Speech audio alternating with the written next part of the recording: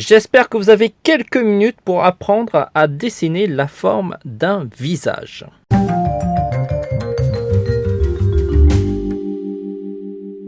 Hello les amis, alors aujourd'hui on va faire une vidéo pour débutants, vraiment pour dessinateurs débutants. Donc si vous êtes un dessinateur qui est bon, qui est chevronné, qui est vraiment très très fort, bah écoutez, cette vidéo elle n'est pas faite pour vous et je vous invite à dégager de cette vidéo. Et si vous êtes trop curieux, bah écoutez, je peux pas vous empêcher de la regarder.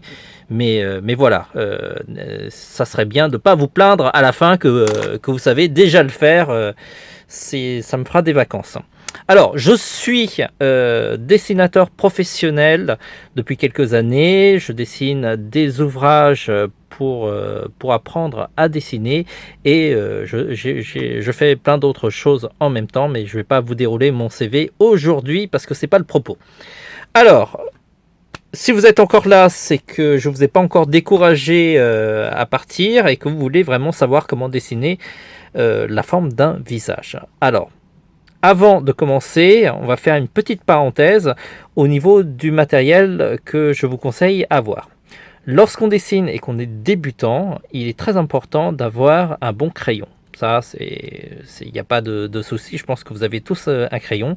Il se trouve que la plupart des écoliers ont des mines qui correspondent à des mines que leur professeur a demandé. En général, c'est du HB. Et donc, c'est une mine qui est hyper sympa pour l'école, mais qui ne correspond pas toujours à la graduation qui vous convient en tant que dessinateur.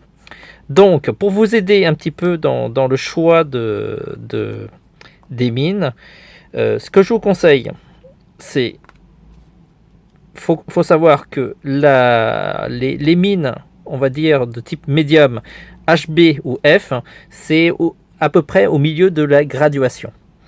Et à partir de ces mines-là, vous allez pouvoir faire des traits légers comme des traits épais.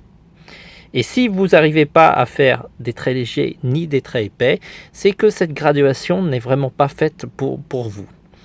Si vous appuyez comme un malade, eh ben, c'est une graduation de type H qu'il vous faut. Et si vous êtes une feignasse qui n'aime pas appuyer, dans ce cas-là, c'est plutôt la graduation de type B qu'il vous faudra. Et je ne connais pas d'autres méthodes pour connaître sa graduation à part essayer toutes les mines. Alors il faut savoir, c'est que je les ai tous essayés. Ma graduation de dessin naturel, c'est 2B par exemple. Je ne sais pas pour vous, n'hésitez pas à me dire quel a été votre choix de graduation et pourquoi vous l'avez choisi. Ça pourra aiguiller d'autres dessinateurs débutants dans cette vidéo. Voilà. Et maintenant, on va passer au dessin. Je vais commencer un petit peu ranger ma table pour pouvoir bien travailler parce que sinon ça va être pénible. Pour dessiner la forme d'un visage, dans un premier temps, j'aurai besoin d'un cercle. On va dessiner la forme d'un visage de face. Et donc, je vais dessiner mon cercle à main levée. Bien sûr, on n'utilise pas un compas pour ça. C'est un petit peu abusif, sachant qu'on dessine souvent plutôt à main levée au départ. Et on fait presque tout à main levée. Et lorsqu'on finalise, éventuellement, on utilise des outils de tracé pour avoir un trait beaucoup plus précis et droit, par exemple. Alors, on va dessiner ce main levée et très important, il ne faut pas appuyer comme un malade, il faut que le trait soit le plus léger possible. Alors c'est très simple, c'est parce qu'en fait, ça ne va pas forcément être le trait définitif. Alors, vous voyez, là c'est mon cercle. Si votre cercle n'est pas parfait, ça peut arriver, bah, essayez de le corriger au fur et à mesure. Voilà. Bon, à peu près, ma patate, elle a l'air ressembler plus ou moins à un cercle. Ensuite, on va dessiner l'axe du visage, c'est-à-dire l'axe qui sépare votre tête en deux. Et sur cet axe-là, il y a votre nez. Voilà. Alors, sur un cercle de face, c'est très simple. Ça passe par le centre et c'est vertical. Jusque-là, assez facile. Je pense que vous êtes capable de le faire. Ensuite, on va définir où se situe le menton.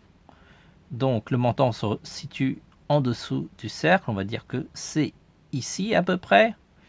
Alors c'est arbitraire, ça dépend si vous voulez faire un visage qui est long ou qui est court. Ça dépend de vous.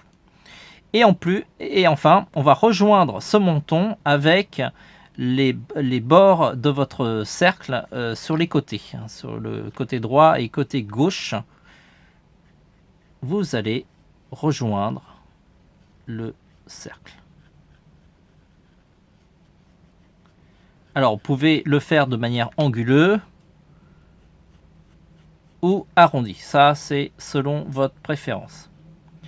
Vous pouvez affiner si vous voulez un visage qui se creuse, ou sinon arrondir selon votre convenance. Et une fois que vous avez à peu près votre forme du visage, vous allez affirmer le trait. C'est-à-dire que vous allez appuyer un peu plus. D'où l'importance d'avoir un trait léger au départ, lorsque vous n'êtes pas sûr que c'est un trait définitif, et au fur et à mesure, vous allez affirmer le trait, le rendre beaucoup plus fort pour que le regard s'accroche sur ce trait-là. D'ailleurs, c'est l'une des raisons pour lesquelles, en tant que dessinateur professionnel, on gomme assez peu. Alors, je ne vais pas vous dire qu'on gomme pas, parce que c'est pas vrai. Je continue à gommer énormément, et donc je suis très content d'avoir une bonne gomme. Donc surtout, ne jetez pas votre gomme, hein, n'écoutez pas des gens qui vous disent « Ah, je suis tellement bon que j'ai pas besoin de gomme ». Je pense qu'on a toujours besoin d'une bonne gomme, surtout quand on fait des dessins de plus en plus compliqués, parce qu'on est amené à se rater, et même à mon niveau, ça m'arrive de me rater. D'ailleurs, ceux qui se plaignent de mes dessins, en général, ne se gênent pas de me rappeler que je dessine mal. Ensuite, je dessine le cou. La forme du cou, ça dépend si c'est une femme ou un homme, parce que en termes, on va dire, de clichés, on a tendance à affiner le cou pour les femmes, et pour les hommes, on a tendance à un petit peu plus l'épaissir. Bien sûr, c'est des clichés. Vous trouverez toujours un homme qui a une cou très fin, et une femme qui a des épaules de camionneur, quoi. Voilà. Voilà, la tête est finie. J'espère que cette vidéo vous aura aidé. Pour terminer la vidéo, ce que je vais faire, c'est que je vais refaire ce visage. Peut-être il sera légèrement différent, mais avec la Repaper.